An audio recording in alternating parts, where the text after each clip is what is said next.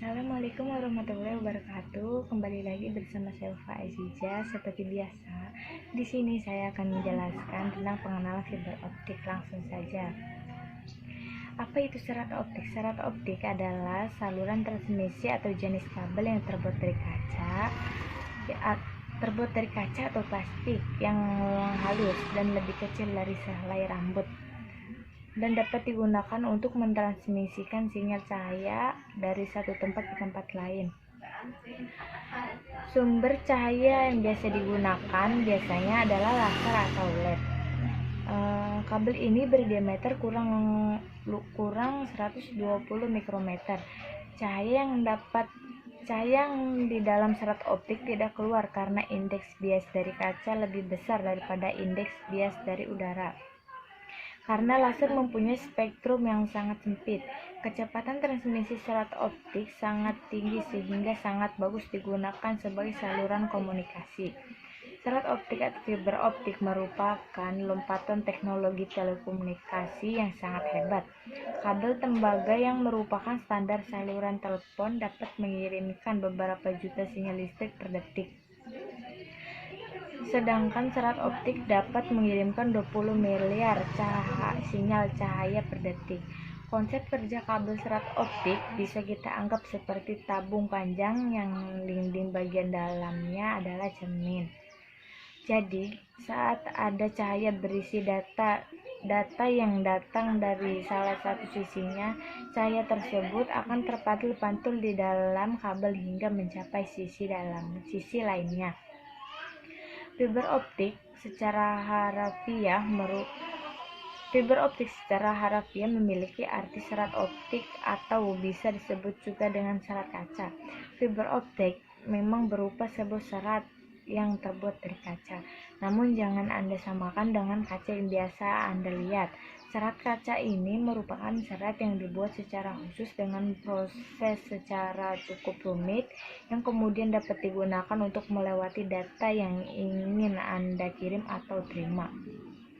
Jadi media fiber optik itu sendiri merupakan sebuah serat seukuran rambut manusia yang terbuat dari bahan kaca murni, yang kemudian dibuat bergulung-gulung panjangnya sehingga menjadi sebentuk gulungan kabel.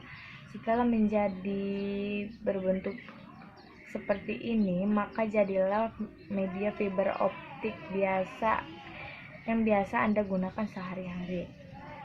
Perkembangan teknologi serat optik saat ini telah dapat menghasilkan attenuation kurang dari 20 decibel dB per kilometer dengan lebar jalur bandwidth yang besar sehingga kemampuan dalam mentransmisikan data menjadi lebih banyak